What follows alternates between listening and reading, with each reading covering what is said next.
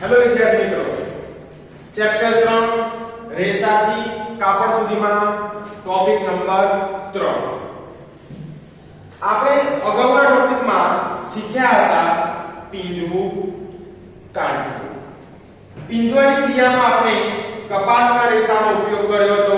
એમાંથી કપાસિયા દૂર કર્યા હતા, એને આપણે પીંજવું કહેતા હતા.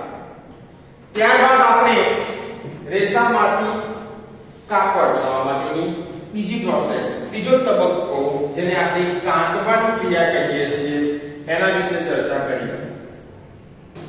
હવે આપણે તાંતણા બનેલા છે, એ તાંતણામાંથી કાપડ કેવી રીતે બને છે, એટલે કે કાંતવાની ક્રિયામાં જોયું કે રેસામાંથી આપણે તાંતણા બનાવ્યા હતા. હવે એ તાંતણામાંથી કાપડ બનાવવાની ક્રિયા કરવાની છે, તો એ બે પ્રકારે થશે, જેને આપણે વણાટ અથવા તો બીજી ક્રિયા ગૂંથણ એમ બે રીતે કરી શકીએ છીએ. તો પીંજવાની ક્રિયામાં આપણે જોયું રેસા મળે છે, એ રેસામાંથી આપણને તાંતણા મળે છે. હવે એ તાંતણામાંથી કાપડ બનાવવા માટે આપણે બે તબક્કાઓ એટલે કે વણાટ અને ગૂંથણ એના વિશે ચર્ચા કરીશું. સૌપ્રથમ વણાટ વિશે જોઈશું. તો તાંતણામાંથી કાપડ બનાવવા માટે હાથસાળ કે વીજળીથી ચાલતી પાવર લૂમનો ઉપયોગ થાય છે. તો આની અંદર આપણે ખાસ જોઈએ છીએ કે કયા કયા સાધનો, હાથસાળ અને વીજળીથી ચાલતી પાવર લૂમ, એ બે મશીનોનો ઉપયોગ થાય છે. હાથસાળ પર તાંતણા ઊભા લાઈનમાં પાસ પાસે ગોઠવવામાં આવે છે. હાથસાળ પર તાંતણા ઊભા લાઈનમાં પાસ પાસે ગોઠવવામાં આવે છે. ઊભા લાઈનમાં તાંતણાની વચ્ચે આડા તાંતણા એવી રીતે ક્રમાનુસાર પસાર કરવામાં આવે છે કે જેથી ચટ્ટાઈ જેવી રચના બને. આની અંદર આપણે આડા તાંતણા ગોઠવીશું, પણ એમાંથી પરોવીને એવી રચના બનાવીશું કે જેથી ચટ્ટાઈ જેવી રચના બને છે. આમ તાંતણા બે જૂથની ઊભી અને આડી ગોઠવણી વડે કાપડ તૈયાર થાય છે. એમ ઊભા તાંતણા અને આડા તાંતણા એમાં જે ગોઠવણી કરી એના વડે કાપડ તૈયાર થશે. આ પદ્ધતિને આપણે શું કહીએ છીએ? વણાટ કહીએ છીએ. તો વણાટની ક્રિયામાં ખાસ જોવાનું છે કયા સાધનનો ઉપયોગ થાય છે? હાથસાળ અને વીજળી, ઇલેક્ટ્રિક, વીજળીથી ચાલતી પાવર લૂમ. એમાં સૌપ્રથમ આપણે શું કર્યું?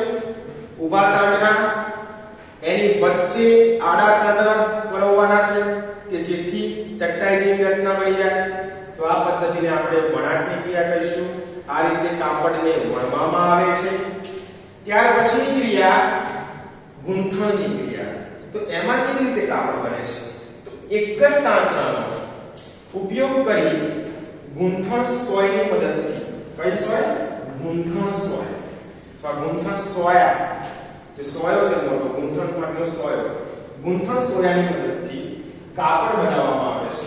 એક જ હોય તાંતણો, એમાંથી આપણે સોય બની. તમે યાદ કરો, કોઈ પણ ઊનમાંથી બનેલા કપડા હોય એમાંથી આપણે ખાલી એક તાંતણું ખેંચીએ છીએ તો આખું જે કપડું છે, કોઈ બી સ્વેટર હોય કે ટોપી હોય, એ આખું અલગ થઈ શકે છે. કેમ? કારણ કે આપણને ખબર છે કે એ જે કાપડ બન્યું છે, જે સ્વેટર બન્યું છે, એ જે ટોપી બની છે, એ એક જ તાંતણામાંથી બનેલી છે. એટલા માટે આપણે એને એક જ તાંતણું દૂર કરીએ છીએ તો આખું એને આપણે ખેંચીને આખા ઊનને અલગ કરી શકીએ છીએ. તો એ જ રીતે એક જ તાંતણાનો ઉપયોગ થયો છે, એટલા માટે આ પદ્ધતિને આપણે ગૂંથણ કહીએ છીએ. આમ કાપડ બનાવવા માટે વણાટ અને ગૂંથણ એમ બે પદ્ધતિનો ઉપયોગ થાય છે. પીંજવાની ક્રિયામાંથી આપણે કાંતવાની ક્રિયા કરી, કાંતવામાંથી આપણે કાપડ બનાવવા માટે બે પદ્ધતિઓ હતી અલગ અલગ. એક હતી વણાટ અને બીજી હતી ગૂંથણ. તો વિદ્યાર્થી મિત્રો, આજના ટોપિકમાં આપણે 3 ટોપિક પૂરા કર્યા. રેસામાંથી કાપડ કેવી રીતે બને છે એના વિશે આપણે સમજ્યા. હવે એના કેટલાક વૈજ્ઞાનિક કારણો અને તફાવતો નેક્સ્ટ વિડિયોમાં જોઈશું. ધન્યવાદ.